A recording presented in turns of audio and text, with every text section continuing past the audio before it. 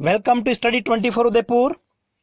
आज के इस वीडियो क्लास में हम पब्लिक फाइनेंस के 20 मल्टीपल चॉइस क्वेश्चंस को सोल्व करने वाले हैं। जो केंद्र और राज्य के बीच में वित्तीय संबंध होते हैं, टैक्स का जो बंटवारा होता है, उससे संबंधित कुछ मल्टीपल चॉइस क्वेश्चंस है जिसे आज हम देखेंगे। सबसे पहला जो आज का हमारा प्रश्न है, देखिए, निम्नलिखित कथनों पर विचार कीजिए। केंद्रीय सरकार द्वारा आरोपित एवं संग्रहित कर जिसमें राज्य सरकारों की हिस्सेदारी अनिवार्यतः निश्चित है। ठीक है, अर्थात राज्य सरकार को कुछ भाग अनिवार्यतः दिया जाता है। इसका उल्लेख अनुच्छेद 270 के अंतर्गत किया गया है। तो यहां पर अगर हम देखें तो पहला जो हमारा कथन है, केंद्र सरकार द्वारा आरोपित तथा संग्रहित कर जिसमें राज्य सरकारों की हिस्सेदारी अनिवार्यतः निश्चित है, मतलब कि राज्य सरकारों को जो कर इकट्ठा किया जा रहा है उसमें से एक निश्चित भाग जो है वो बांट दिया जाएगा। तो ये जो उल्लेख किया गया है वो अनुच्छेद 270 के अंतर्गत किया गया है। पहला कथन बिल्कुल सही है। ठीक है, कृषि आय के अलावा अन्य जो आय प्राप्त होती है उन पर जो भी कर होगा उसका कुछ भाग क्या होगा, राज्यों को दिया जाएगा। फिक्स है, निश्चित है, पहला कथन सही है।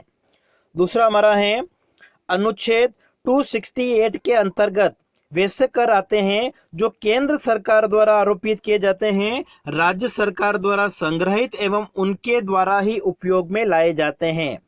तो दूसरा कथन जो है वो हमारा सही है। ठीक है, भारतीय संविधान की धारा 268 के अनुसार अगर हम देखें, ऐसे कर जो केंद्र सरकार के द्वारा लगाए जाते हैं, ठीक है, जिन करों को केंद्र सरकार लगाती है लेकिन इकट्ठा करने का जो काम है वो राज्य सरकार के द्वारा किया जाता है और उनका प्रयोग भी किसके द्वारा किया जाता है, राज्य सरकारों के द्वारा। तो ये 268 में उल्लेख किया गया है। जैसे कि हम स्टाम्प शुल्क की बात करें तो स्टाम्प शुल्क एक तरह से क्या है, केंद्र सरकार के द्वारा लगाया जाता है, लेकिन इनको संग्रहित कौन करता है, कलेक्ट करने का जो काम है वो राज्य सरकार करती है और उसका प्रयोग भी कौन करती है, राज्य सरकार करती है।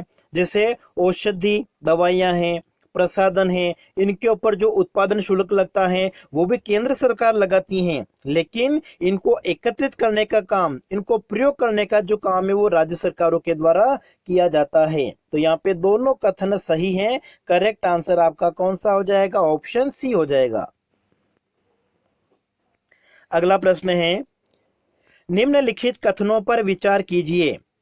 केंद्र सरकार के घेर कर राजस्व के अंतर्गत वन, सिंचाई तथा गहरे समुद्री क्षेत्रों में मत्स्य पालन तथा शुल्क आते हैं।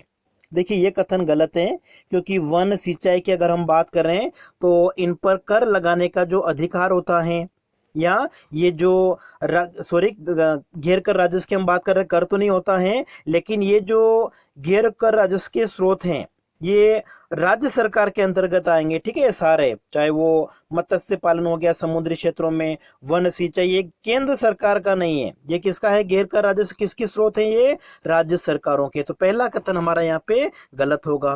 दूसरा है, अफीम, चलन एवं टकसाल इत्यादि से प्राप्त राजस्व राज्य सरकार के घेर कर राजस्व के अंतर्गत आते हैं। ठीक है, जो अल्कोहल होते हैं, नारकोटिक्स हो गया, मदिरा है, जैसे इनके ऊपर जो उत्पादन शुल्क लगता है, ठीक है, इनसे जो आय प्राप्त होती है वो राज्य सरकार के अंतर्गत आएगी। ठीक है, लेकिन इनको घेर कर राजस्व में सम्मिलित नहीं किया जाएगा। तो यहाँ पे दोनों कथन गलत हैं। ऑप्शन हमारा हो जाएगा डी।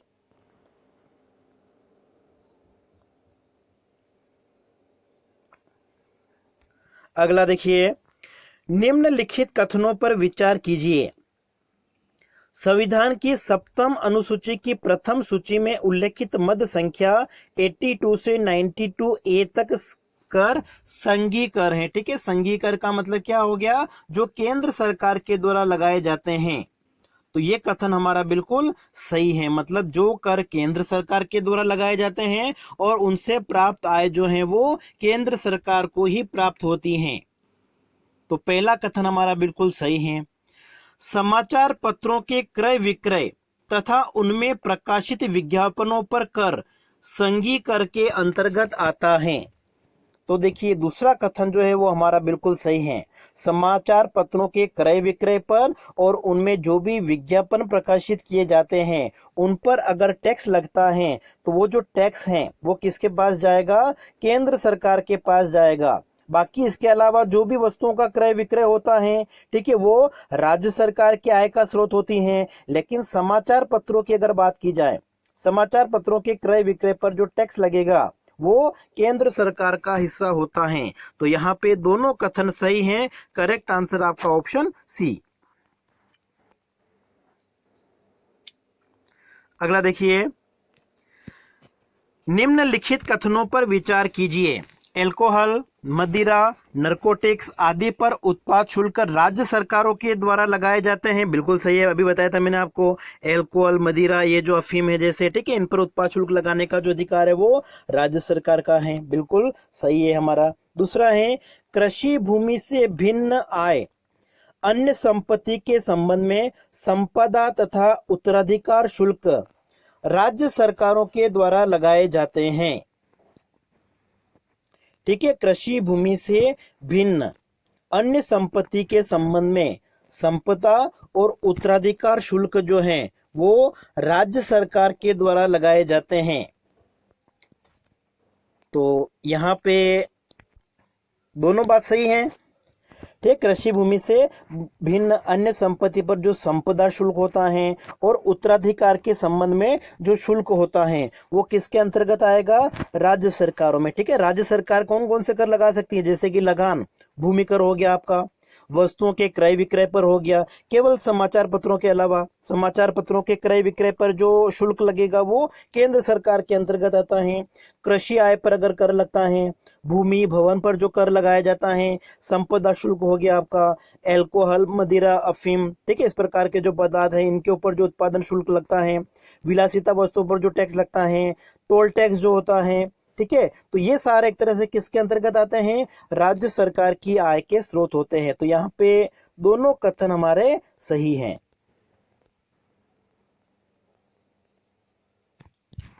तो करेक्ट आंसर आपका कौन सा हो जाएगा? ऑप्शन सी हो जाएगा। अगला देखिए, केंद्र राज्य संबंधों की व्याख्या भारतीय संविधान के अनुच्छेद 264 से 293 के बीच उल्लेखित की गई है। बिल्कुल हमारा पहला कथन जो है वो सही है। ठीक है, केंद्र और राज्य सरकारों के बीच में जो वित्तीय संबंध है वो भारतीय संविधान की धारा अनुच्छेद जो है 264 से 293 के मध्य जो है उनका उल्लेख किया गया है। बिल्कुल हमारा सही कथन है। और दूसरा कथन है, संविधान की 7वीं अनुसूची में केंद्र एवं राज्यों के बीच वित्तीय स्रोतों का विभाजन किया गया है। ये भी हमारा कथन बिल्कुल सही है। करेक्ट आंसर आपका कौन सा हो जाएगा? ऑप्शन सी हो जाएगा। तो आपको दो बातें ध्यान रखनी मेन, कि केंद्र और राज्यों के बीच में जो वित्तीय संबंध होते हैं, धन का जो बंटवारा होता है, जो टैक्स से आय प्राप्त हो रही है, उनकी व्याख्या की गई है संविधान के कौन से अनुच्छेद में? 264 से लेकर 293 के बीच में। और जो संविधान की 7वीं अनुसूची है उसमें इन विभिन्न करों का किस प्रकार से बंटवारा होगा उसको बताया गया है। तो दोनों कथन हमारे यहाँ पे सही होंगे। अगला देखिए, सीमा शुल्क केंद्र द्वारा आरोपित एवं संग्रहित किए जाते हैं तथा केंद्र द्वारा ही इसका उपयोग किया जाता है। सीमा शुल्क मतलब जो आयात निर्यात शुल्क होता है वो केंद्र सरकार के द्वारा लगाया जाता है। केंद्र सरकार ही उनको इकट्ठा करेगी और उनका प्रयोग करेगी। बिल्कुल सही है। ठीक है, जो संविधान की अनुसूची, प्रथम अनुसूची की अगर हम बात करें जिसमें मदों का उल्लेख किया गया है, 82 से लेकर 92A के बीच में इसको बताया गया है। तो सरकार, जो केंद्र सरकार है, वो टैक्स लगाएगी, संपूर्ण आय उसी की होगी। ऐसे कौन कौन से कर होते हैं? एक तो हमारा हो गया जैसे सीमा शुल्क जो आयात निर्यात के ऊपर लगता है, कस्टम ड्यूटी जिसको कहा जाता है। इसके अलावा जैसे सर्विस टैक्स हो गया, सेवा कर, निगम कर हो गया, कॉर्पोरेट टैक्स जिसको बन कहते हैं, इनकम टैक्स, आयकर हो गया, स्टाम्प शुल्क हो गया जैसे, तो प्रपत्र जो होते हैं उनके ऊपर जो लगता है वो वाला। तो ये सारे एक तरह से इसके अंतर्गत आएंगे। दूसरा है, स्टाम्प शुल्क राज्य सरकार द्वारा लगाए जाते हैं तथा इनकी वसूली एवं उपयोग ये राज्य सरकार के द्वारा किया जाता है। तो ये गलत है। ठीक है, स्टाम्प शुल्क जो होता है वो किसके द्वारा लगाया जाता है? केंद्र सरकार के द्वारा लगाया जाता है। आपको मैंने पहले भी बताया था, स्टाम्प शुल्क किसके द्वारा लगाया जाता है? केंद्र के द्वारा। संविधान की धारा 268 में हमने बताया था पहले।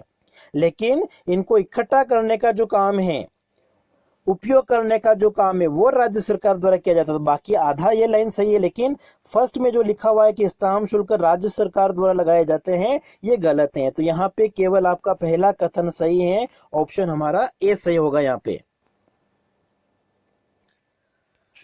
अगला प्रश्न देखिए, निम्नलिखित में से कौन से कर राज्य सरकारों के कर राजस्व के मुख्य स्रोत हैं? राज्य सरकार की अगर हम बात करें तो पहला कथन है, पहला जो टैक्स है माल गुजारी, स्टाम्प, रजिस्ट्रेशन शुल्क हो गया। मादक पदार्थों के उत्पादन पर जो कर लगता है, ठीक है, मादक पदार्थ में जैसे अल्कोहल हो गया, आपका मदिरा है, अफीम हो गया, नारकोटिक्स हो गया, ठीक है, तो ये सारे राज्य सरकार के अंतर्गत आए। पहले भी आपको बताया था, बिल्कुल सही है हमारा। ठीक है, इनसे राज्य सरकारों को आय प्राप्त होती है। वाणिज्यिक कर जो होते हैं, ठीक है, सेल टैक्स की अगर हम बात कर रहे हैं तो ये भी राज्य सरकार की आय के स्रोत होते हैं। इनकम टैक्स ये नहीं होता, ठीक है, इनकम टैक्स आयकर जो होता है वो केंद्र सरकार की आय का हिस्सा होता है। संपूर्ण आय केंद्र सरकार को ही प्राप्त होती है। और फिर केंद्रीय कर एवं राजस्व में राज्यों का भार या राज्यों का जो अंश होता है, ये तीनों भाग आ जाएंगे आपके। तो पहला, दूसरा, चौथा कथन हमारा सही है। करेक्ट आंसर ऑप्शन सी हो जाएगा। अगला प्रश्न देखिए, कराधान में राज्यों के भाग को निकालने के बाद निम्नलिखित कर राजस्व में कौन सी मद केंद्र सरकार को राजस्व की अधिकतम राशि उपलब्ध कराती है? कराधान में राज्यों के भाग को निकालने के बाद में, ठीक है, कि सरकार के द्वारा जो भी आय प्राप्त होती है उसका कुछ भाग क्या किया जाता है? बांटा जाता है। तो केंद्र सरकार को राजस्व की जो अधिकतम प्राप्ति है, ठीक है, राज्यों का भाग निकालने के बाद में, वो किसमें होनी चाहिए? इसमें सीमा शुल्क होना चाहिए, कस्टम ड्यूटी होनी चाहिए। फिर भी इसको आप एक बार चेक कर लीजिएगा। अगला है, सीमा शुल्क, निगम कर, परिसंपत्तियों के पूंजी मूल्य पर करों के संबंध में कौन सा कथन सही है? यह संघ द्वारा लगाए जाने वाले और वसूल किए जाने वाले कर हैं जो राज्यों के साथ सहभाजित किए जाते हैं। देखो, केंद्र सरकार लगाती है, वसूल करती है, ये बात तो सही है, लेकिन उनका पूरा प्रयोग भी केंद्र सरकार करती है, राज्यों के साथ में उसको नहीं बांटा जाता है। तो पहला कथन तो गलत हो गया। दूसरा देखिए, संघ सरकार को ही पूर्ण रूप से प्राप्त होने वाले कर और शुल्क हैं। तीसरा है, केंद्र द्वारा लगाए जाने वाले कर परंतु इनसे प्राप्त राजस्व पूर्ण रूप से राज्यों को हस्तांतरित किया जाता है, बिल्कुल गलत है ये भी। केंद्र सरकार के द्वारा लगाए जाने वाले परंतु राज्यों द्वारा एकत्रित किए जाने वाले कर हैं, ये भी गलत है। ठीक है, सीमा शुल्क, निगम कर की अगर हम बात करें तो केंद्र सरकार इनको लगाती है, इकट्ठे भी केंद्र सरकार करती है और उनका प्रयोग भी केंद्र सरकार करती है। तो पूर्ण रूप से आपका जो प्रयोग है वो केंद्र सरकार के द्वारा किया जाएगा। तो यहाँ पे हमारा दूसरा कथन बी जो है वो सही होगा।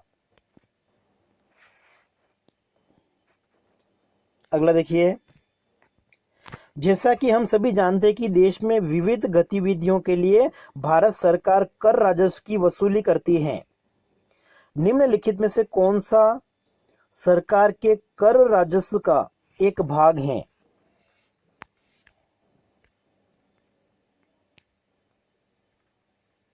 भारत सरकार की बात की गई है तो यहाँ पे आय कर आ जाएगा, आपका व्यय कर भी आ जाएगा, ठीक है, वस्तु और सेवाओं पर कर ये भी आ जाएगा, संपत्ति पर जो कर होता है वो भी आ जाएगा। मतलब यहाँ पे हमको लग रहा है चारों कथन आपके सही होना चाहिए, ऑप्शन हमारा डी। अगला देखिए, निम्नलिखित में बिक्री कर व्यवस्था में बुनियादी समस्याएं। सेल टैक्स की अगर हम बात की जाए तो दरों की विविधता हो जाएगी, विभिन्न रियायतों के कारण बिक्री कर प्रणाली में उसमें पारदर्शिता का अभाव होता है, बिल्कुल सही लग रहा है। विभिन्न राज्यों में बिक्री की कर जो है वो अलग अलग होना, ठीक है, पहले जैसे सेल टैक्स लगता था उसकी दरें क्या होती थी? अलग अलग होती थी। जीएसटी आने के बाद में ये प्रॉब्लम सोल्व हो गई, सब जगह एक जैसी रेट हो गई है।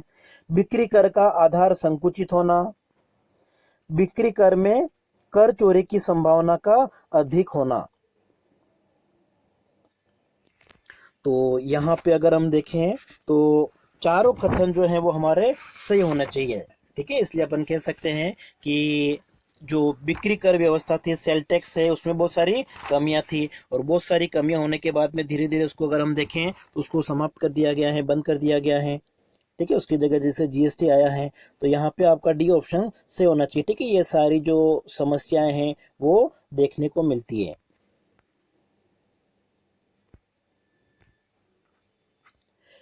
निम्नलिखित कथनों पर विचार कीजिए। वे कर जो केंद्र सरकार द्वारा आरोपित एवं संग्रहित किए जाते हैं तथा केंद्र सरकार स्वयं इनका प्रयोग करती है, इनमें सीमा शुल्क प्रमुख हैं। बिल्कुल सही है। ठीक है, सीमा शुल्क अभी बताया था मैंने आपको, कस्टम ड्यूटी, सेवा कर, निगम कर, आय कर। इसके अलावा भी अगर हम देखें, समाचार पत्रों के क्रय विक्रय पर जो टैक्स लगता है, रेल यात्री किराए पर जो टैक्स लगता है, टर्मिनल टैक्स जिसको कहा जाता है। ठीक है, सट्टे बाजारों में जो स्टाम्प शुल्क होता है, उसके अलावा जो टैक्स होता है शेयर बाजारों में। तो ये सारी एक तरह से क्या होती हैं, केंद्र सरकार की आय के स्रोत होते हैं। पहला कथन बिल्कुल सही है। दूसरा है, स्थानीय महत्व की वस्तुओं पर कर लगाने का अधिकार राज्यों को प्राप्त है। तो ये भी बिल्कुल सही है। ठीक है, स्थानीय महत्व की जो वस्तु होगी उस पर कर कौन लगाएगी, राज्य सरकार लगाएगी। जैसे कि अगर एग्रीकल्चर इनकम है तो उस पर अगर टैक्स लगाना है तो ये राज्य सरकार के अंतर्गत आएगा। विलासिता वाली जो वस्तु होती है, एंटरटेनमेंट टैक्स हो गया जैसे कि आपका, तो ये भी राज्य सरकार के अंतर्गत आएगा। जो स्टेट हाईवे होते हैं वहाँ पे टोल टैक्स होता है, तो ये भी एक तरह से राज्य सरकार की आय का स्रोत होता है। तो ये सारे इसके अंतर्गत आएंगे। स्थानीय महत्व की वस्तुओं पर कर लगाने का अधिकार राज्यों के पास है। फिर अगला है, ऐसा कर जिसका उल्लेख न तो केंद्रीय सूची में है और न ही राज्य सूची में है, इन पर कर लगाने का अधिकार केवल केंद्र को प्राप्त है। तो ये कथन भी बिल्कुल सही है। करेक्ट आंसर ऑप्शन डी हो जाएगा। देखिए, जो करों के बारे में बात की गई है तो उनको 3 भागों में बांटा गया है। ठीक है, ऐसे कर जो केंद्र सरकार के द्वारा लगाए जाएंगे। ठीक है, मतलब जो राष्ट्रीय स्तर के विषय होते हैं, क्रियाकलाप होते हैं, उन पर कर लगाने का अधिकार केंद्र सरकार का होगा। राज्य स्तर के विषय, राज्य स्तर के जो क्रियाकलाप होते हैं उन पर टैक्स कौन लगाएगी, राज्य सरकार लगाएगी। लेकिन जिनका उल्लेख संविधान में नहीं है तो उन पर कर संबंधी निर्णय लेने का जो अधिकार है वो केंद्र सरकार के पास होगा। Correct answer option D. अगला देखिए, निम्नलिखित कथनों पर विचार कीजिए तथा बताइए कि कौन सा कथन राजस्व के महत्व के संबंध में उपयुक्त है। राजस्व का महत्व साधनों का आवंटन, उत्पादन, रोजगार एवं कीमतों को प्रभावित करता है। आय और संपत्ति के वितरण में इससे समानता ला सकते हैं। बिल्कुल सही है। विदेशी मुद्रा दर को यह प्रभावित नहीं करेगा। तो यहाँ पे पहला, दूसरा और चौथा कथन सही है। करेक्ट आंसर हमारा कौन सा हो जाएगा, ऑप्शन सी हो जाएगा।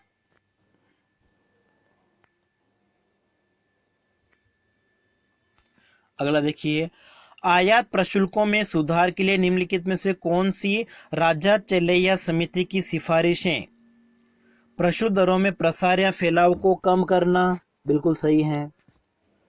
प्रशुल्क दरों को युक्ति संगत बनाना, और तरह तरह की जो छूटें हैं, रियायतें हैं, उनको कम किया जाना, और प्रशुल्क की जो दरें हैं उनको एक तरह से कम करना।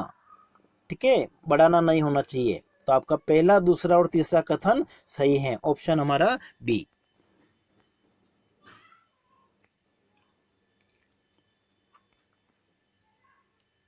अगला है, गैर योजना अनुदान केंद्र राज्यों को निम्नलिखित उद्देश्यों की पूर्ति हेतु देता है।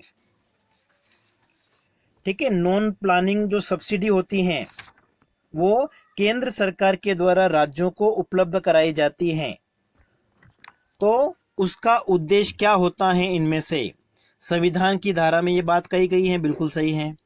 राज्य कर्मियों को वेतन और भत्ता है तो ये भी होना चाहिए। प्रशासनिक सुधार करने के लिए भी होना चाहिए। और अगर राज्यों को घाटा हो रहा है तो उसकी पूर्ति भी वो इसके द्वारा कर सकते हैं। तो चारों यहाँ पे सही होने चाहिए।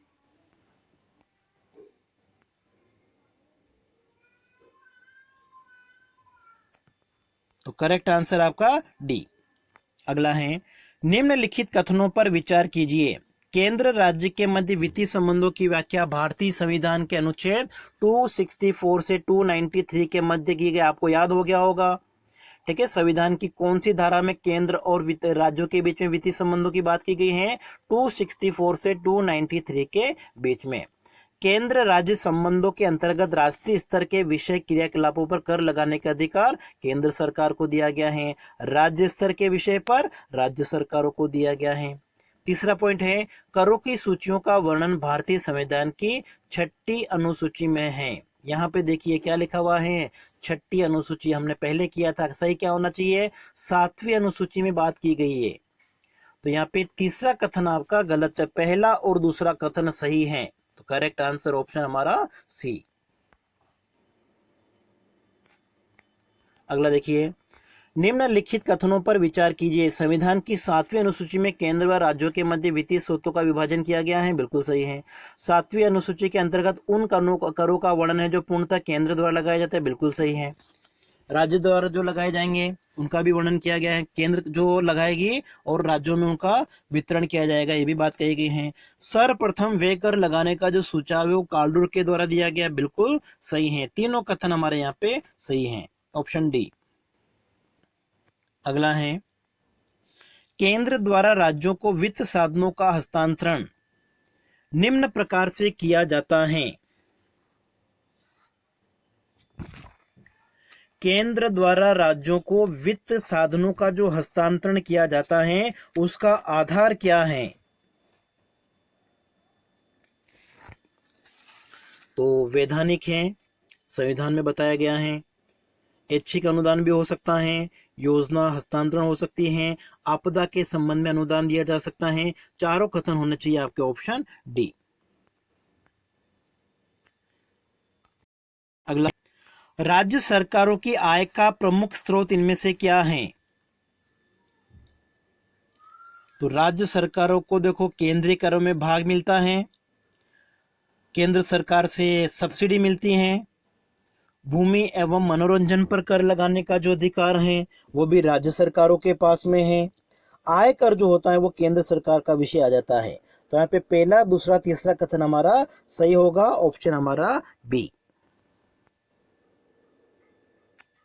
और आज का जो हमारा अंतिम प्रश्न देखिए, भारतीय कर व्यवस्था के संबंध में निम्नलिखित कथनों पर विचार कीजिए।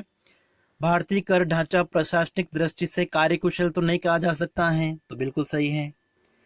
करों में अनेकता पाई जाती है, एकीकरण का अभाव है, ठीक है, ये कथन सही लग रहे हैं। कर ढांचे में अंतर क्षेत्रीय असंतुलन पाया जाता है, कर प्रणाली में पारदर्शिता का अभाव पाया जाता है। तो ये सारी समस्याएं, विशेषताएं हमको भारतीय कर व्यवस्था में देखने को मिलती हैं। ऑप्शन हमारा यहाँ पे कौन सा होना चाहिए? डी होना चाहिए। तो आज की क्लास में इतना ही, धन्यवाद।